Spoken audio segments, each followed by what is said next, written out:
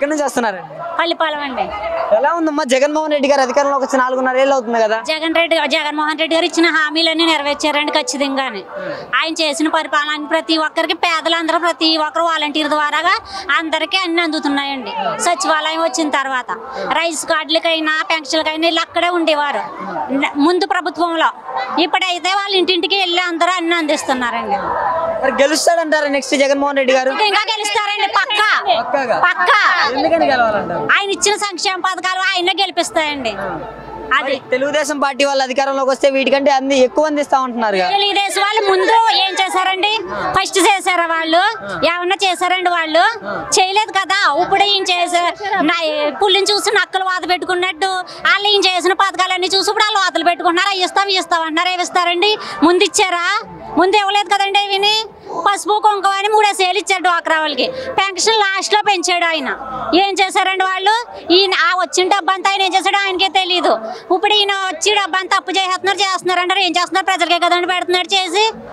ప్రజలకి ఇన్ని పథకాలు అందించడం వల్ల ఉపయోగం ఏంటంటారు రాష్ట్రానికి? వాళ్ళకి ఇంత ముందు అయితే డబ్బే ఉండేది కాదు. జనాల దగ్గర ఆడవాళ్ళ దగ్గర డబ్బు ఉండేది కాదండి. ఇప్పుడు జగన్ వచ్చాక అందరి దగ్గర డబ్బు ఉంటుంది. ప్రతి ఒక్కరి దగ్గర డబ్బు ఉందండి. వైఎస్ఆర్ ఆసరా, చేయూత, ప్రతి ఒక్కరు పెన్షన్ అన్ని పథకాలు అందిస్తుంటే ఇంకేటండి? అమ్మఒడి, ఫీజు రింబర్స్మెంట్, ఆరోగ్యశ్రీ, ఇన్ని పథకాలు ఉంటే ఇంకేటండి చేయడం? మరి పథకాలు తీసుకున్న వాళ్ళంతా జగన్మోహన్ రెడ్డి గారిని గుర్తుంచుకొని జగన్మోహన్ రెడ్డి గారికి ఓటేస్తారంటారా? కంపల్సరీగా వేస్తారండి.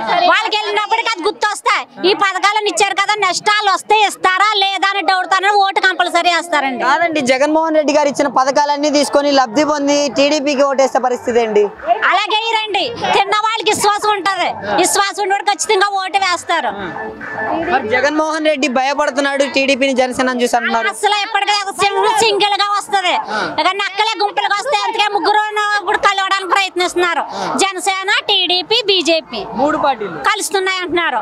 సింహం సింగిల్ గా ఉంటది కాబట్టి సింగిల్ గా పోటీ చేస్తున్నాడు. కాదు, మరి ఇంతమంది కలిసి కట్టుగా పోటీ చేస్తుంటే జగన్ సింగిల్ గా వస్తున్నాడు, మరి గెలవగలడు అంటారా? ఖచ్చితంగా గెలుస్తాడు. 100% గా గెలుస్తాడు ఖచ్చితంగా.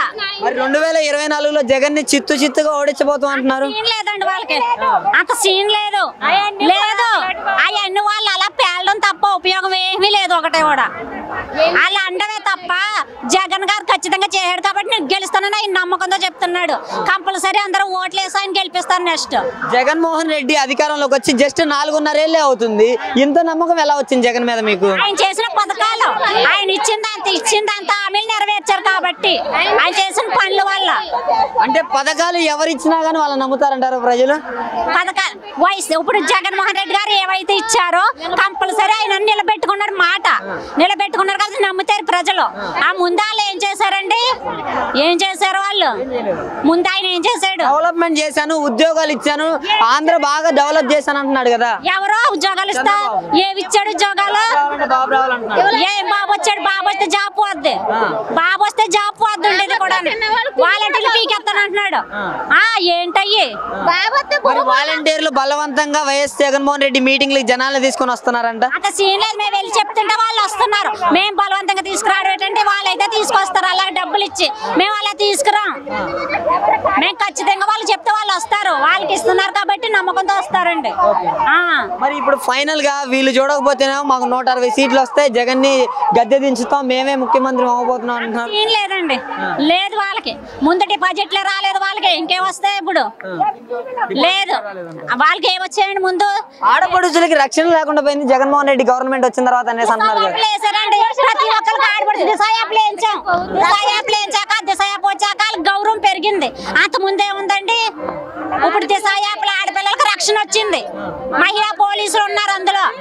ఏంటికి రక్షణ లేకపోవడం? అలాగా పేలాపలు పేలుతున్నారండి.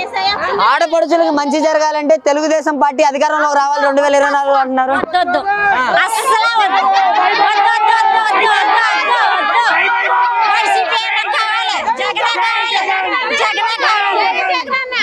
కాదమ్మా, మరి ఇప్పుడు జగన్మోహన్ రెడ్డి గారేమో మీకు మంచి జరిగితేనే నాకు ఓటేయండి అని అడుగుతున్నాడు.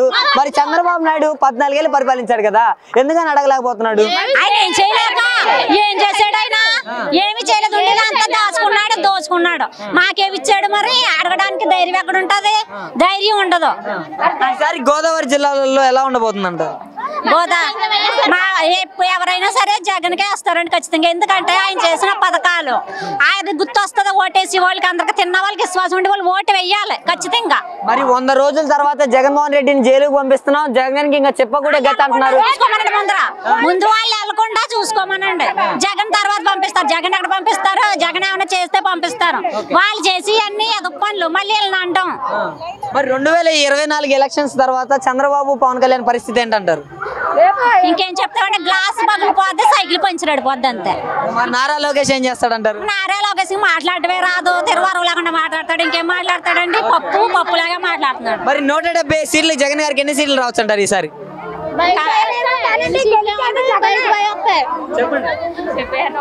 175 పెట్టుకోవాలి సీఎం సారు అంతే. మీరు లోకల్ కేబుల్ ఛానల్లో విలేకరుగా పనిచేస్తున్నారా?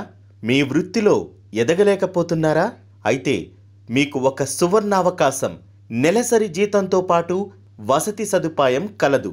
వివరాలకు సంప్రదించండి 9885000468. అర్హత ఇంటర్మీడియట్ డిగ్రీ. పనిచేయు స్థలం విజయవాడ.